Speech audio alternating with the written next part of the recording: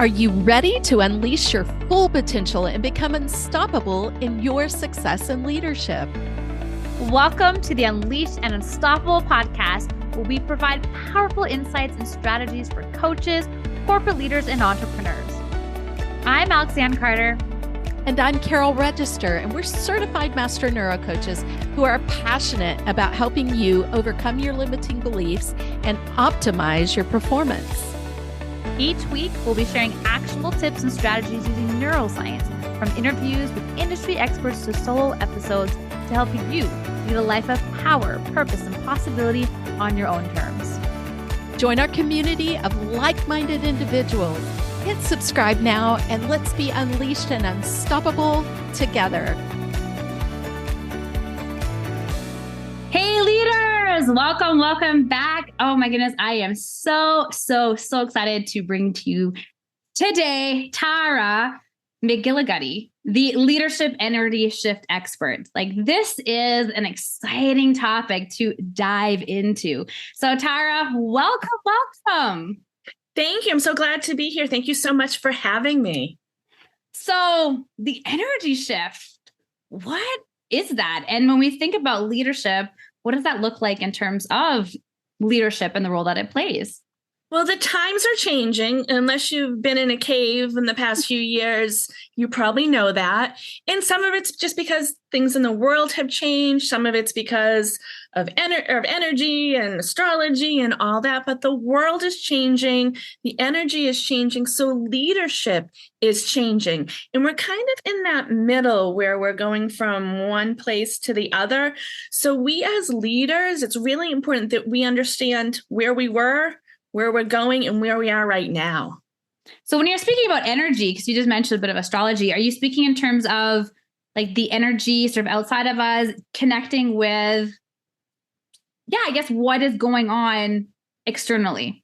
Yeah, I think it's everything. It's the energy outside of us. It connects to us, and then it connects with those people we're helping to lead. So it's energy is outside us, and we're all energy beings. So it's both. It's our energy, and then the energy of the world and everything else. Well, I think you said something there which is really important, because I know for myself, like as a younger leader in my role in leadership, many years ago, energy wasn't necessarily something I was very aware of, right? And oftentimes we look at more of the doing, right? You've got to do all the things versus energy. And I would say in the last couple of years for myself, it's been something I've become a lot more aware of and conscious of, especially as you talked about the energy of the people around us and the energy of our teams and the energy of the people that, we lead. So what are some things that the leader gets to be aware of when it comes to energy and things to take into place, when we also look at being able to, operate optimally, right? Especially having energy play such a role in, how we feel, how we're showing up, how we're able to be a strong, bold, irresistible leader. Well, there's the energy of ourselves, like, do you have enough fuel? Did you get enough sleep? That type of thing. But also the energy around us is shifting. When it comes to leadership, we were in such an energy imprint for a while, where the leader was the guru. The leader was the one who knew it all. And we are shifting towards more of a community, more of a mentor than the guru who knows it all. But as a leader, some people are still in and expecting you to know it all, to be the expert, or that's what they're coming to. But we're shifting towards more of a community base, more of let's be together, as opposed to, just the lead, just being that expert, the guru. So we need to come together and know that people may still be expecting you to know that, that's what they think, but we're shifting towards that other mindset, that other framework or energy. Boy, I love how you talked about community, right? Because I remember that I was told over and over again, leadership is lonely at the top. Yes. And I think, as you said there, you're right. If you're going into it thinking, I need to be this guru, this know-it-all, that is a certain energy that you're going to show up in, right? If you embrace this community piece, that is definitely going to shift your energy and the intention that you show up as. So I would love to know, for the listener who is listening, and like, okay, yeah, I hear what you're saying. I do find myself still feeling this pressure maybe of being this guru. Mm-hmm. What are some advice do you have for them to be able to maybe break free from or step back from feeling this pressure from needing to be this guru and embracing more that community aspect of that leadership piece? Authenticity and vulnerability are key. People, if we look at the world of the past couple of years, you can look at it as you can't trust anyone. Everyone lies. But part of it is we're noticing that people aren't being authentic. It's not that we can't trust them. It's more about trusting ourselves. It's really important that, when you're a leader, that you're very authentic and people are picking it up, whether it's intuition or it's just lies are coming out and we know it, but it's very important to be authentic. And vulnerability is a big key. And it can be challenging for us as leaders to be vulnerable when we were trained or we had the expectations to know it all and maybe not share our struggles, but people connect with the struggle. Not only do they connect with the struggle, they connect with, oh, this person struggled and overcame it or is overcoming it. And that's the thing. People want to connect or need to connect with the person. And it's challenging to be vulnerable. I'm like at the point right now where I'm trying to start a new YouTube channel on energy. And I'm going out there. I'm getting on there and being like the expert. And it's not what people want. People want me to talk about when I was down in the dumps or I had a challenge and maybe I did something to shift my own energy, or I went to an energy clearing session and it helped me. But people need, it's not just a want, people need to connect with you with that authenticity, and trust is huge too. It used to be when we marketed, the big three were know, like, and trust. Know and like are still important, but trust is the main thing when you're a leader. People need to trust you. And we used to have that fake it till you make it was a big one. Don't fake it anymore. I mean, you can have affirmations, you can feel into the energy of success or whatever it is, but fake it, no more faking it. People are just going to walk away or run away. And that's the energy piece, right? Yes. Right. As you're saying that, I'm like, exactly. Because of the energy and playing such a bigger role, people can feel it, right? People know when they have someone who's authentic and vulnerable in front of them, and they can sense it when, okay, this is just all for show. You know, there's that misalignment, right? With how they're showing up. You know, it's funny. I did a live this morning on LinkedIn speaking into some of the, the qualities we look for in leaders and leadership. And it was speaking into, having those values, right? Practicing what you preach, being your word, right? Saying and doing versus just trying to be all show. And really leading into, it's funny when I'm looking at how to define bold leadership, trust, vulnerability, authenticity. That's part of how I see and how I define bold, which is perfect, right, for this event. Yes. So I love that you spoke into that. And I'm saying, and because those are so important. And yet we still feel this pressure to perform. Yeah. It's not totally ditching the other part of it. It's knowing that that's still in essence, but we're always going to have pressure as leaders. That's part of being a leader.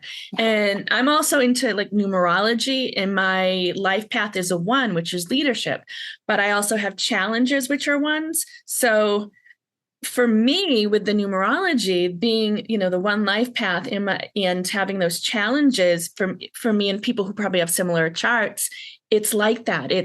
I think being a leader, but challenging isn't necessarily bad. Being challenged keeps us on our toes. And I think you may use the word pressure. I think challenge, it can be connected to pressure. But pressure, challenge, it can push us. It can help us. Because if we're we don't have a little bit of pressure or some pressure. We're not challenged. I know I'm going to get bored. Most of the leaders I know, entrepreneurs, whoever else, we're going to get bored and we're not going to be lifted up, and we're not going to lift the people who are trying to lead or we're leading up with us. And as leaders, we're leading by a vision, right? We're leading to create something that has been created before. So there's definitely going to be, in the neuro coaching realm of looking at, pressure is something because it's new, right? It's new, It's unknown. And so it's healthy, right? There's a healthy dose of that. Yeah. And then there's also the external, and being out of alignment because of feeling all these external pressures versus what you're looking at creating. Yes. So what type of shifts can be made as a leader to really navigate the energy shift that's happening and to, I guess, also embrace it? I had a great friend who is also a powerful leader that brought to, as we're recording this, it's a full moon, or it's a full moon last night. And so shared in terms of like, this is a great time to gain some clarity and things like that. So speaking into that a little bit more in terms of embracing the energy and how to navigate the energy shifts as a leader. I think trying something new, not just doing your own leadership, something new, trying something new with your own skills, your own learning. You talked about how energy is something you didn't hear about years ago, and we're hearing about it more now. So maybe it's that tapping into that energy. Whereas before, you may have taken a class about how to make 6 figures or be a 7-figure business person. That's kind of shifting away. It's how can I be authentic? How can I help people more? Yeah, money is always important. Having money to pay your bills and money, but it's looking at that and doing something different. And a lot of times it's a small tweak. It doesn't have to be changing your entire business, your entire model overnight, but it's trying something new. Like I do different price points, not even price points, different ways of pricing. I found somebody that she does a donation model. And I'm like, I'm going to try that. So try that, see if that works. I have people with certain programs choose their own price, which really confuses people when you're a leader sometimes and they've never seen it before. So if you do something new, I think it's important to understand people might not accept it yet, or there might be confusion, but just try something new. It can be a price point. It can be a new book you read. It can be an affirmation. I think that's one of the things when it comes to shifting your energy. Do something new, not just in your own business, but your learning or your mentor, your coaching, how you're in self, the personal stuff too with leadership. It's in business. It's not just about the business coach or the business class. It's about your own self-development, self-care. Oh, I love that. Because as we know, right, one of our topics on this event is looking at, the self-care of a leader to be able to thrive, right? Not just the intellectual piece of leadership and all of the doing, connecting with your being and tapping into your energy. It's busy, right? It can be very busy. And I know I've spoken to a couple other speakers about this in terms of we often can get so caught up in all the doing. And yet there's so much power in that pause to just check in with ourselves and check in with where we are. I know that some leaders are a bit more connected with the empath. And so they feed off of other people's energy or feel other people's energy. And there's others, like myself, who's an extrovert who feeds off the energy of others. Right. But it's also being able to read that and understand that and see the role that plays. Cause I'm always thinking my brain's always going to, burnout, right? How do we help prevent burnout in leaders? And energy, as I'm learning, plays quite a big role in that. And sometimes it is as simple as stopping and taking a few deep breaths. Gratitude, getting in that feeling and energy of gratitude. And, we talk about, I know I've been in this online community for decades, and the gratitude journals, the gratitude lists.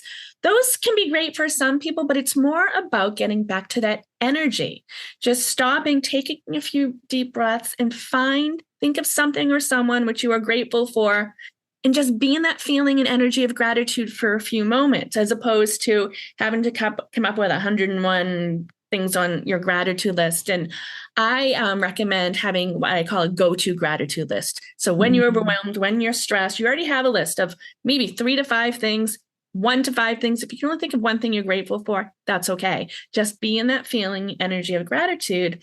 And when you're stressed out, when you're overwhelmed, when you're in that burnout, take those deep breaths and get into that feeling and energy of gratitude. And it's such a simple thing.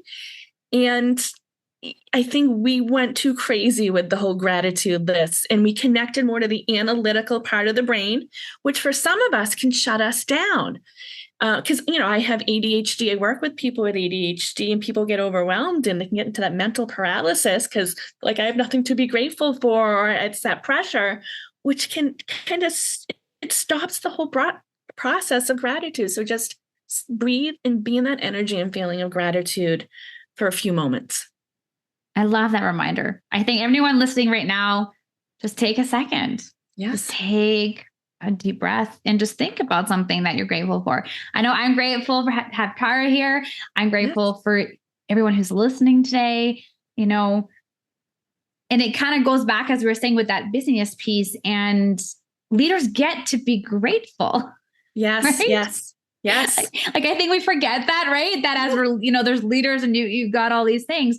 Leaders get to be grateful too, being able to even take a second to acknowledge the people in your life, your team, those that surround you, your loved ones. Just, I love that invitation. Just create space for gratitude and that space to breathe. Yes. So if the listener is curious about learning more about energy, do you have any particular curious book recommendations, or even maybe podcasts, something that a resource that we can support the audience with today that could help them begin more exploration around understanding more around energy? You talked to us a little bit about astrology, maybe even just where to start to end up developing a little bit more of the personal development side on the piece of energy. Well, I have a fairly new YouTube channel, The Energy Shift with Tara McGillicuddy. So I'm going to plug that. Part of it's just I'm overwhelmed. I can't think of the other things. But that's a thing to start with in shifting your energy. I do energy clearings. And the shift, it can be a new book shifts your energy with something positive, shifting to that positive. And maybe instead of like a resource, it's going in with you. Connecting with a resource. When you look at a book, instead of just looking at the title, what is that book? How do you connect with that on an energetic level? Or, list us right now, what we're saying is important, but how do you connect with us energetically? Tapping into your own energy as opposed to that outside source, I think, is a big one. Or connecting both of them. I love that invitation to connect with your own energy. Because we're not often given that invitation, right? So I love how you're inviting everybody to do that. It's not something we learned or developed a lot of the times. And often, if we felt a negative feeling, we were taught or programmed, or that's just to stop the negative feeling and have a positive one come in.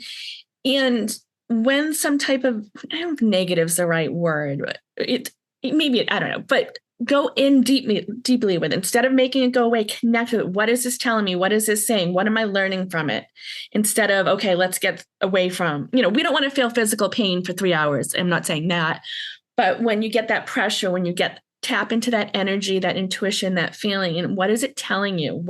How are you connecting with it? Because usually it's a message that can help you. Mm-hmm. What's coming to me as you said that, thinking about some of the times the meditations I've done. Right. Or when we're in the shower, we get inspiration because we're quiet. Yes. We're able to connect with, what is going on, what we're feeling. Yeah. So the gratitude, the quiet time, the space. I have a question that came up to my mind because I was curious as you were speaking, because what's coming to mind is we're talking about being able to connect on that energy level. Is I'm curious for yourself, do you have sort of scheduled time? Because of course, we've spoken a little bit about in this event about, the CEO schedule and setting yourself up for success. So I'm really curious for you, do you kind of schedule in time to be able to allow yourself time to process? Yeah, some days I do. I'm like inconsistent. For me, it's more like when I do something afterwards, I'll connect it. If I notice I'm overwhelmed, it's like, or stressed, maybe it's because I haven't, connected enough. But I think each person is different. Some people talk about meditation. Some people, like, I'm better at meditating and going to like a group meditation at a class in a physical location. Some people do YouTube videos. I think it's knowing yourself. And if being consistent is going to stress you out, don't just be okay with not being consistent, but maybe pay more attention to your energy levels. So for me, it's not that analytical, pragmatic, I'm going to do it Monday evening at 6 p.m. every day. For me, it's more connecting with myself. And when I feel out of sorts or I'm exhausted, maybe it's because, now it's because of full moon energy just, is crazy. But it could be other things that maybe I haven't connected. Maybe I haven't, done my deep breathing or whatever else it is. And you said, that word connection. Again, Yes. We talked about community and connecting with yourself. Yes. I know we talk a lot of times about connecting with others, especially as a leader, right? You're connecting with lots of people.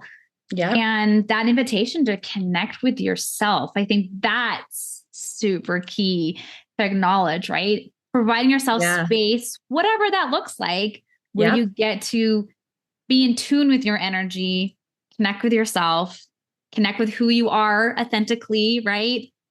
Be vulnerable and create that space and acknowledgement. I think that's the key piece here, the acknowledgement of energy. Energy does play a part. It's there, whether we know it or not, it's there, right? Yeah, it's there. And it's becoming more talked about, more widely known, and it's shifting. So as a leader, it's essential to understand it and start connecting with it more if you haven't already been connecting with it. So Tara, as we wrap up here today, I would love to know if you were to go back, or looking back in your journey, and think about, this is something I wish I knew sooner on my journey as a leader. What would that be? I don't know, because I get this type of question all the time. And I just think if I knew it, I probably wouldn't have listened to it. Honestly, it's okay, I wouldn't have been at the time where it made sense. I think we're on journeys. And I think knowing it's about the journey might be the thing. It's not just about, making $1 million. It's the journey. It's a process. And you're where, I know when people say this to me, it drives me crazy. You're where you're meant to be right now, but we really are. And even though we have struggles, we may have been through painful things, we learn from it and it brings us where we want to go. So I think the journey, the process is sometimes even more important than the destination or the outcome. I love that because having, coached hundreds of high achievers, which is all about, right, the outcome and the results. Yep. Embracing that journey is very powerful, right? And yes, I know I constantly say that to my clients too, right? You are exactly where you are meant to be. You are learning what you're meant to be learning at this part of the journey. So I love that. I love that as your takeaway, Tara. It's easier for me to say it than to hear somebody else say it to me. So I get it. If your energy is no, I don't want to hear that. But it's I think it's a powerful lesson for the leader to hear, and goes back to that community piece. Yep. Right. When we're looking at, I guess I would call a community leader, right? As you're leading others and those around you, if you can come from that place too, that creates that environment and that energy, right? Thinking of energy of those around you, and it's embracing the journey for everybody. Yes. So I love that lesson. I think that's an amazing lesson. So I know you have a lovely gift for our audience. Would you like to share what that gift is? Yes, I have an on-demand energy clearing session for leadership. And what it's going to do is it's going to clear some of the energetic blocks that are getting in the way of leaders being where they want to be, where they're meant to be. And you can sit and listen to it at your own convenience. It's an on-demand session. So that's the resource. As my earlier question. So that's the resource, Tara. That's for the audience to go and grab that resource and to subscribe and follow you on your YouTube. Yeah, I'm all over the place. I mean, that's my new channel, but I've been online. I have the ADHD stuff, the empath stuff, the energy stuff. Yeah. I love it. So we'll have all of those links in the description. Well, I'm saying below above. They will be there available. So you guys can follow Tara. I thank you so much for being here with us today. Thank you. It's been amazing, right? Like you're really speaking into, I think, the things and the topics that we don't hear enough for leaders. Thank you so much for having me. You're welcome. All right. Thanks everybody for listening, and we'll see you all next time. Thanks for tuning in to another episode of the Unleashed Unstoppable podcast with your hosts, Alexandra Carter and Carol Register. If you enjoyed this episode and you'd like to help support the podcast, please share it with others, post about it on social media, or leave a rating and review, and subscribe. That's all for this episode, Wildly Ambitious Leaders. See you next week.